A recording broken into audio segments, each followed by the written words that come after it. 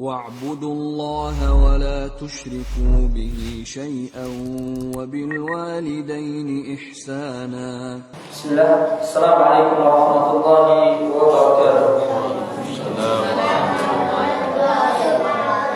الحمد لله نحمده ونستعينه ونستغفره ونعوذ بالله من شرور أنفسنا وسيئات أعمالنا من يهده الله فلا مضل له ومن يضلل فلا هادي له.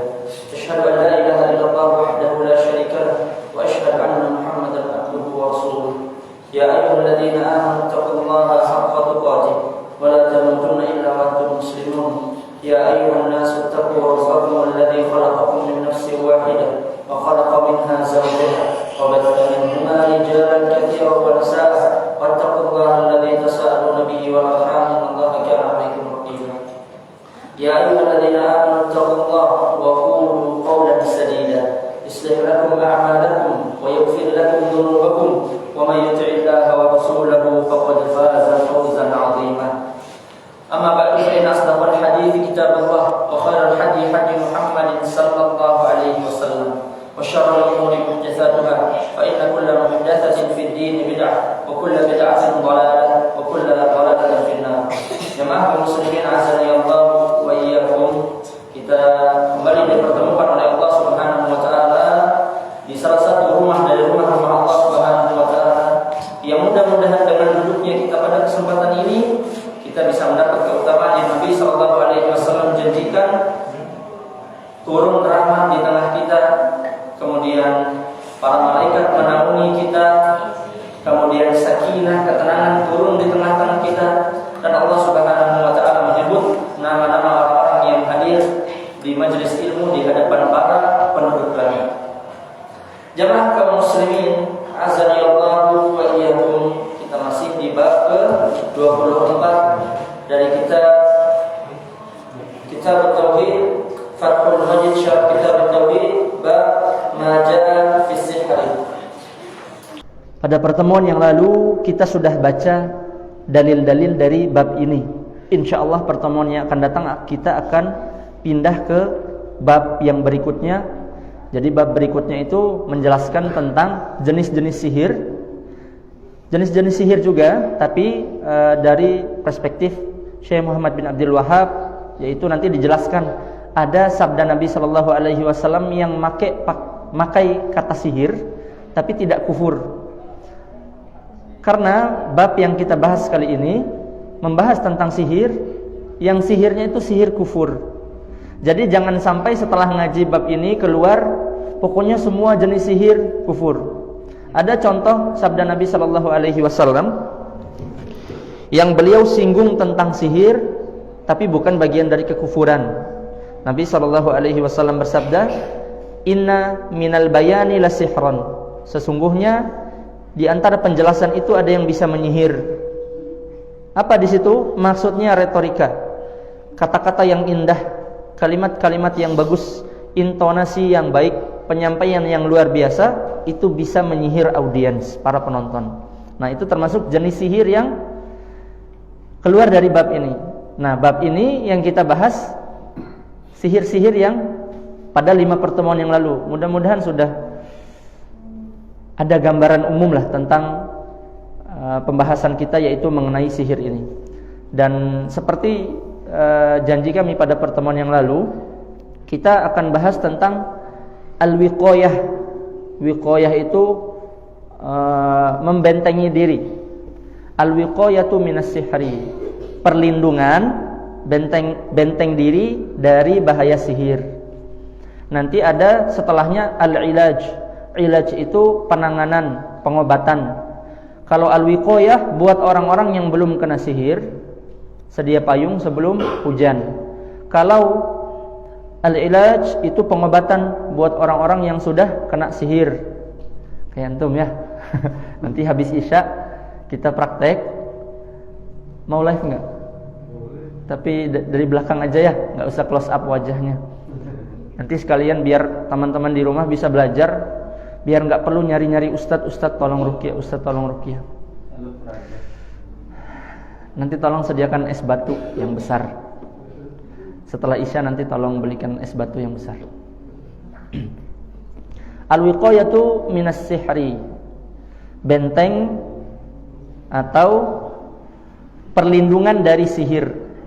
Yang pertama di kitab ini As-Sawa'iqul Hariqah, awalan tamrul Madinah, kurma Madinah, atau sebahagian para ulama juga menyebutkan kurma ajwa.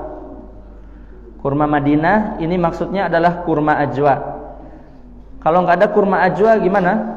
Insya Allah nggak apa-apa kurma yang lain, tapi yang paling direkomendasikan oleh Nabi Shallallahu Alaihi Wasallam adalah kurma ajwa.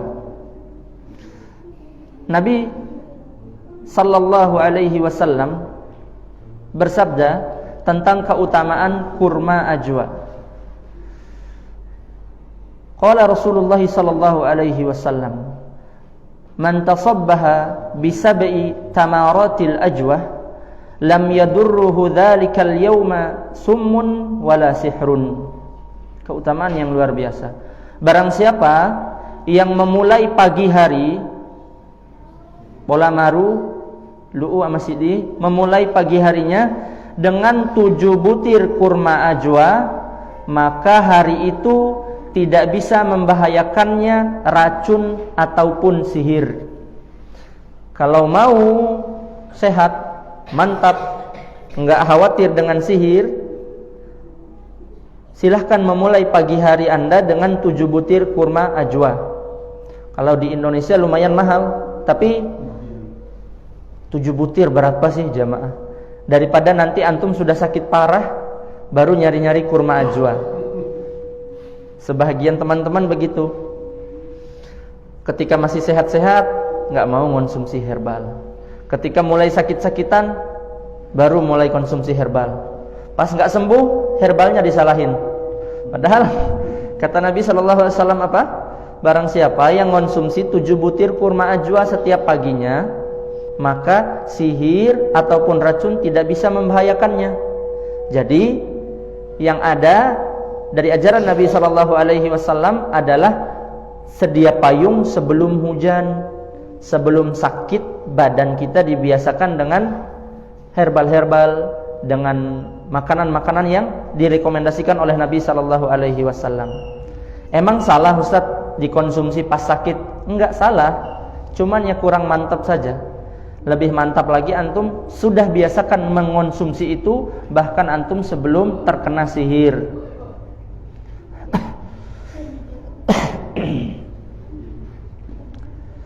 Baik, itu perlindungan yang pertama, kurma ajwa atau kurma Madinah.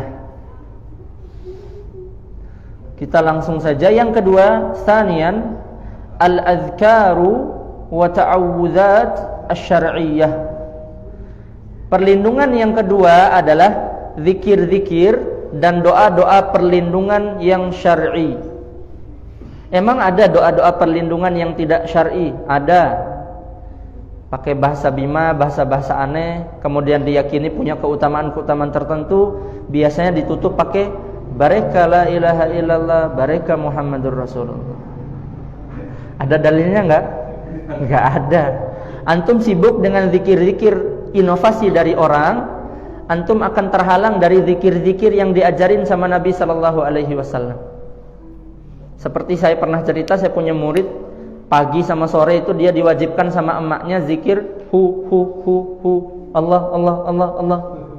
Ini zikir-zikir yang kosong dari pujian terhadap Allah Subhanahu wa taala. Ketika seseorang sibuk dengan model zikir-zikir seperti ini, dia akan terhalangi dari zikir-zikir yang jelas diajarkan oleh Nabi sallallahu alaihi wasallam.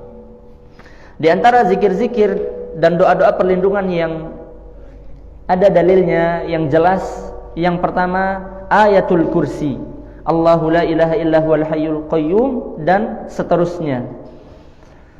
Sekarang anak tanya jamaah, kita disunnahkan baca ayat kursi sehari semalam itu berapa kali?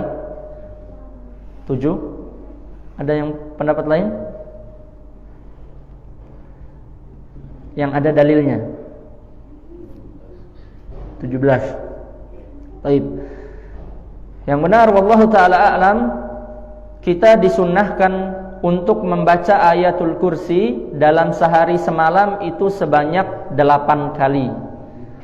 8 kalinya bukan sekali duduk, sekali rekap, enggak. Ada waktu-waktu khususnya.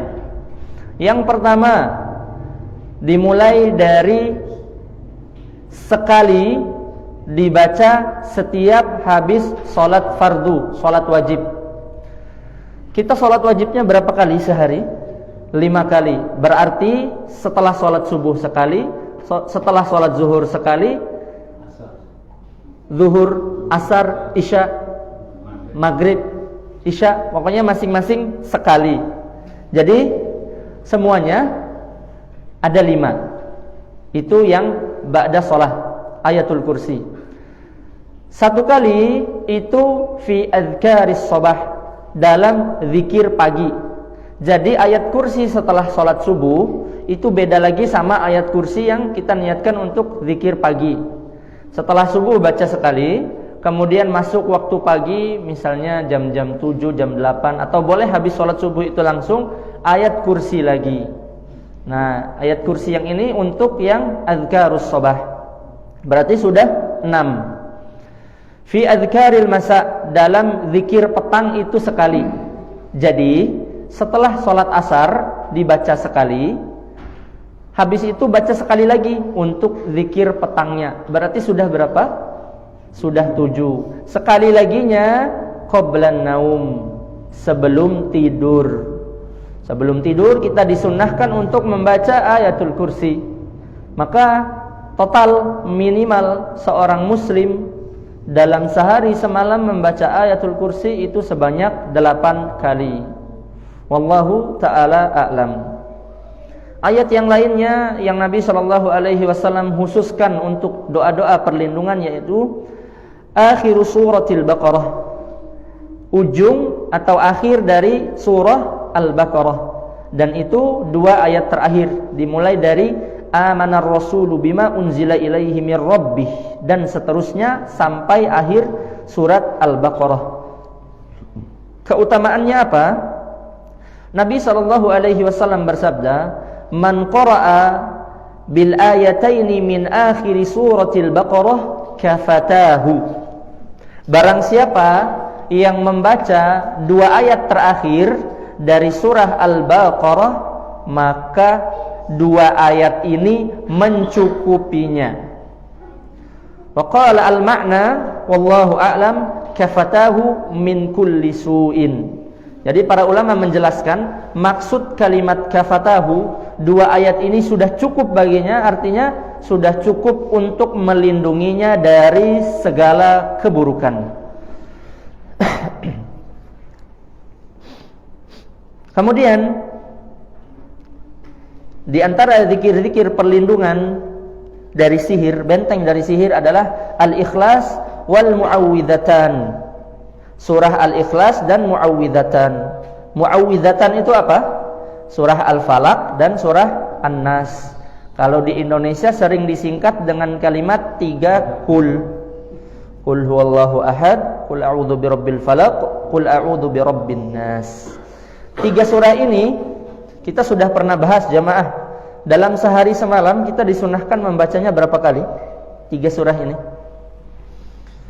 Kalau kita bilang ini surahnya anak TK, bahkan sebagian anak-anak belum masuk TK itu sudah lancar 3 surah ini. 10? 10 kali? Kurang. Jawabannya adalah 19 kali. Baik, kita main hitung-hitungan lagi. Kalau tadi ayat kursi berapa sehari semalam? 8. Sudah paham ya tempat-tempatnya? Sekarang 3 kul itu dibaca paling mantap 19 kali dalam sehari semalam. Yang pertama, setelah sholat subuh sebanyak 3 kali, masing-masing 3. Qul huwallahu 3, qul a'udzu birabbil falaq 3, qul a'udzu birabbin nas 3. Kemudian fi adhkaris sabah, dalam zikir pagi itu dibaca sebanyak 3 kali. Berarti sudah berapa? 6. Jadi ba'da subuh itu full zikir sebenarnya. Enggak ada kesempatan buat ngorok lagi. Manfaatkan ba'da subuh itu untuk zikir. Baca ini saja 6 kali kita sudah menghabiskan banyak waktu.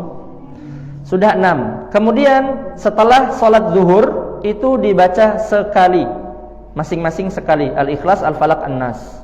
7. Setelah sholat asar dibaca sekali, 8. Kemudian masuk waktu sore, zikir petang itu dibaca 3 kali. Berarti sudah berapa? 11. Tadi 8 ditambah 3 sudah 11. Setelah sholat maghrib dibaca 3 kali. Setelah sholat maghrib dibaca 3 kali. Sudah berapa? Sudah 14. Setelah sholat isya dibaca sekali. Sudah berapa? 15. Kemudian sebelum tidur dibaca 3 kali. Berapa? 18. Yang sunnah begini tuh, gabungin telapak tangan, baca 3 kul, tiup, usap ke seluruh badan, diulangi 3 kali. Itu sebelum tidur. Satunya itu disunnahkan dibaca di dalam sholat witir. Berarti sehari semalam seorang muslim berlindung kepada Allah Subhanahu wa ta'ala dari keburukan tukang-tukang sihir wanita, orang-orang gea dan semisalnya, sebanyak 19 kali. Jadi jamaah kaum muslimin azani Allah wa iyyakum yang mungkin sedang diuji oleh Allah Subhanahu wa taala dengan sakit sihir misalnya, silakan tanya diri Anda masing-masing, berapa kali saya baca 3 surat ini pada hari ini? Watikone sekali Ustaz. Maka jangan salahkan Allah Subhanahu wa taala kalau terkena sihir. Salahkan diri kita sendiri. Wah, jangan-jangan usaha saya yang kurang ini. Jadi ayat kursi 8 kali sehari semalam, 3 kul itu 19 kali dalam sehari semalam. Kemudian al-adhkaru wa ta'awudzat al-ma'thurah, zikir-zikir dan doa-doa perlindungan yang jelas dari Nabi sallallahu alaihi wasallam, yaitu zikir pagi dan petang. Ini wiqayah yang kedua, al-adhkar wa ta'awudzat. Wiqayah yang ketiga yang sudah ma'ruf di tengah kita yaitu as-shadaqatu wal ihsanu, sedekah dan perbuatan baik. Maka amalan-amalan baik ini akan menghapuskan semua keburukan-keburukan, sebagaimana pahala-pahala ini menghapuskan dosa-dosa kecil. Sedekah dan perbuatan baik itu yang salisan, yang ketiga. Rabi'an, yang keempat, al-wiqayatu minas sihir, adamu dhihabi ila as-saharati wal musya'widhin. Perlindungan yang keempat adalah tidak mau pergi ke tukang sihir atau tukang-tukang sulap dan semisalnya. Jadi dalam Islam, Nabi sallallahu alaihi wasallam, su'ilan Nabi sallallahu alaihi wasallam anin nushrah. Nabi pernah ditanya tentang nushrah. Nushrah itu ngobatin sihir pakai sihir. Kena sihir cari sando, kena sihir cari orang pintar. Ini namanya ngobatin sihir dengan sihir. Justru perbuatan ini mengobati masalah dengan masalah baru. Jadi ada slogan itu apa? Mengatasi masalah tanpa masalah. Bohong itu. Sama kayak ini, orang-orang yang berobat sihir ke tukang sihir. Kayak antum ya. Antum pernah diteror kan? Yang pahanya patah ya dulu ya. Terus dimandiin. Iya, iya kan? Itu namanya mengatasi masalah dengan masalah baru. Dan masalah yang diatasi itu pun bukan permanen kan? Cuma beberapa bulan hilang sakitnya. Setelah itu dioperasi lagi. Gagal maning. Jadi jangan pergi ke tukang sihir atau sando. Yang terakhir, khamisan, at-tafakkur fi ni'amillahi wa adam at-tafakkuri fi sihri. Banyak bersyukur dan memikirkan, merenungkan nikmat Allah Subhanahu wa taala. Kemudian jangan habiskan waktu untuk memikirkan sihir. Nah, ini juga berpengaruh. Sebagian saudara-saudara kaum muslimin di luar sana, sihirnya sudah tuntas. Ainus sihirnya sudah ketemu, buhul sihirnya sudah dimusnahkan. Tapi dia bayang-bayang oleh pikirannya sendiri. Selalu dibayang-bayang, kenapa sih dia itu sihir saya, kenapa dia jahat sekali sama saya. Akhirnya nggak bisa tidur, makan nggak enak, nggak bisa istirahat, justru muncul penyakit yang baru. Maka terlalu sibuk memikirkan sihir yang menimpa kita, itu menjadikan kita lupa dengan nikmat Allah Subhanahu wa ta'ala yang sangat banyak. Misal antum disihir, akhirnya nggak bisa jalan, kakinya lumpuh. Mata nikmat tidak? Mata nih, itu nikmat yang luar biasa dari Allah Subhanahu wa ta'ala. Termasuk nikmat yang paling besar adalah nikmat kita bisa melihat. Akan tapi pas kita kena sihir, kaki kita nggak bisa jalan, seakan-akan nikmat semua yang tadi itu nggak ada apa-apanya buat kita. Itu artinya kita lupa dengan nikmat Allah Subhanahu wa ta'ala. Maka kalau kita ditimpa dengan satu musibah, ingat, jangan-jangan masih ada ribuan nikmat yang masih saya nikmati sampai masih saya rasakan fasilitasnya sampai detik ini. Jadi terlalu sibuk memikirkan sihir yang menimpa dirinya itu juga tidak bagus. Yang ada adalah seorang bersyukur dengan keadaannya. Seperti sebahagian orang kena sihir nggak dipikirin, akhirnya dukunnya yang bosan. Ada tiok fikih, edar fikih. Lama-lama sembuh sendiri. Dukunnya bosan, jin-jinnya bosan. Itu al-wiqayatu minas sihir, perlindungan dari sihir. Ada 5. Apa saja tadi? Kurma ajwa atau kurma Madinah, dikonsumsi 7 butir tiap pagi. Kemudian yang kedua, zikir-zikir dan doa-doa perlindungan yang syar'i. Kemudian yang ketiga, sedekah dan perbuatan baik. Yang keempat, tidak mendatangi penyihir atau dukun. Yang kelima, jangan sibukkan diri untuk memikirkan sihir yang menimpa kita. Sibukkan diri memikirkan nikmat Allah Subhanahu wa ta'ala yang masih banyak kita rasakan sampai detik ini. Ilajus sihir, pengobatan sihir, penanganan sihir. Yang pertama, pengobatan yang paling mantap, yang paling cepat reaksinya adalah awalan izalatu ainis sihir, menghilangkan atau memusnahkan inti sihir. Maksudnya apa? Cari buhulnya. Ini yang paling cepat reaksinya. Sebagaimana kisah Nabi SAW disihir. Kemudian datang 2 malaikat ngasih tahu, yang nyihir kamu adalah si ini, buhulnya di sumur ini. Langsung dicari seketika itu juga. Jadi izalatu ainis sihir, nyari buhul itu pengobatan yang paling cepat reaksinya. Bahkan kadang selang beberapa detik langsung sembuh ketika buhul sihirnya ditemukan. Nah, yang perlu kita ketahui adalah turuk lima'rifati makanis sihir. Di antara metode-metode bagaimana cara mengetahui tempat sihir itu diletakkan atau letak buhul sihir. Yang pertama, yang ini yang agak susah, antari khadimis sihir, dari jalan khadim as-sihir, syaitan-syaitan yang digunakan dalam sistem sihir tersebut. Waqad yasduquka wa yadulluka ala makanis sihir. Terkadang syaitan-syaitan ini, misalnya antum meruqyah orang yang kena sihir, orangnya kesurupan kan, ini yang sering terjadi. Dan yang terjadi sama antum juga. Siap-siap nanti ya, mudah-mudahan gak kesurupan hari ini. Mudah-mudahan gak kesurupan. Udah deg-degan? Jadi terkadang syaitan-syaitan itu mereka ngasih tahu dan menunjukkan di mana tempat sihir itu diletakkan. Wa rubbama ba'dal adidi minal kadhib. Nah, ini yang perlu diperhatikan. Dan barangkali setelah banyak kebohongan. Jadi metode yang ini sedikit beresiko. Resikonya di mana? Kita nanti bakalan diprank sama setannya. Oh, sihirnya di depan rumah, digali 2 jengkal. Ternyata setelah digali nggak nemu apa-apa. Ini banyak terjadi. Jadi dalam menangani kasus sihir, sabar. Dan metode yang ini jarang sih kita temukan setan itu mau langsung ngaku.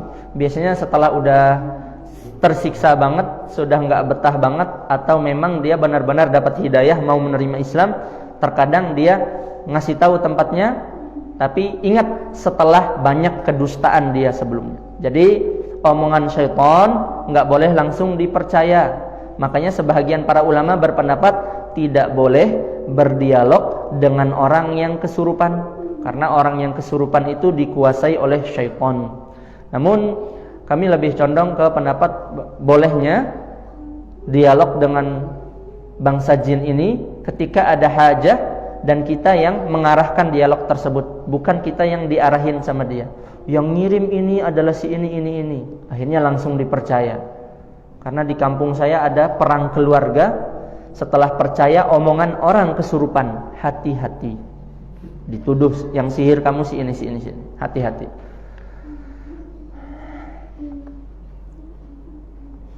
Kemudian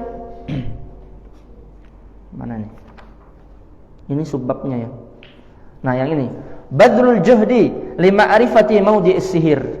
Metode yang kedua, mengetahui tempat buhul adalah dengan bersungguh-sungguh untuk mencari tempat sihir itu diletakkan. Ini sudah sering kita jelaskan ke antum semua. Di antaranya misalnya setelah orangnya diruqyah, diajak untuk menelusuri halamannya.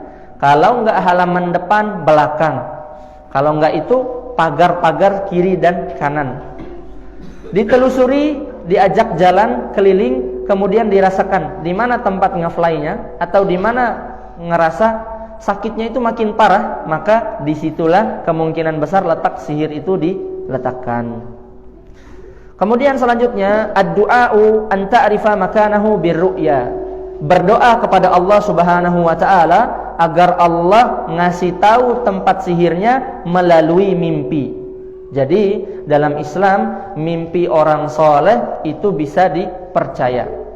Maka kalau misalnya ada tetangga kita, misalnya kita sedang kena sihir, tetangga kita mimpiin kita, oh ada orang nyimpan sesuatu di pintu rumah kamu, di gerbang rumah kamu dikubur sesuatu. Kalau tetangga kita benar-benar orang soleh, memang orang soleh di atas sunnah Nabi Shallallahu Alaihi Wasallam, maka mimpinya boleh dipercaya, bisa dipercaya. Atau kadang juga bisa mimpi sendiri, itu yang terjadi. Kemudian selanjutnya iqraru as-sahir bisihrihi, pengakuan dukun terhadap sihir yang dia letakkan. Kadang ada dukun-dukun yang taubat, kemudian ingin melepas sihir yang dia letakkan ke orang-orang, kemudian dia ngaku saya simpan tuh di sini, maka itu bisa dijadikan bukti. Berikutnya iqraru man dzahaba lis-sahir, pengakuan orang yang pergi memesan sihir tersebut. Jadi kalau yang tadi pengakuan dukunnya, sekarang pengakuan orangnya. Itu beberapa metode cara untuk mengetahui letak sihir. Dan penting juga untuk antum ketahui bersama di antara jenis-jenis sihir, dan ini sudah kita bahas pada pertemuan yang 5 pertemuan yang lalu. Dengan mengetahui jenis sihir, kita bisa mengetahui cara penangannya dengan mudah. Misal sihir tabur. Sihir tabur ya disiram dengan air yang kita ruqyah. Sihir madfun, sihir yang ditanam, caranya digali dan dicari. Sihir mu'allaq, sihir yang digantung, caranya dicari di atap-atap rumah atau di pohon. Kadang juga diikatkan ke hewan-hewan.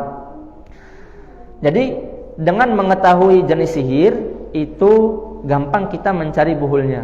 Dan mayoritas sihir di Indonesia kebanyakannya itu sihir elemen tanah turabi. Sudah kita jelaskan kenapa ciri-cirinya orang sering mimpi gunung. Sudah tahu kan? Kenapa sering mimpi gunung?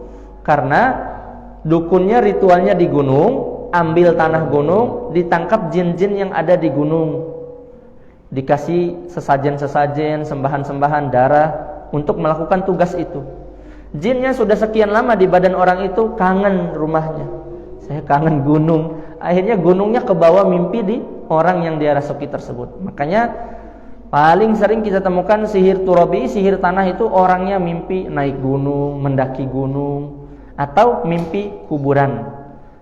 Area pekuburan, antum lihat kuburan syuhada, sering lihat kuburan syuhada, dikit-dikit mimpi kuburan. Itu biasanya diambil tanah kuburan, sihir-sihir yang turabi. Kalau antum mimpi apa? Tanah kuburan. Nah, turabi sudah. Lihat area pekuburan kan? Beda kalau lihat pocong, jenazah. Ini lihat area kubur, banyak kuburan. Kebayang. Nah, ini lebih parah lagi nih, udah lama ini.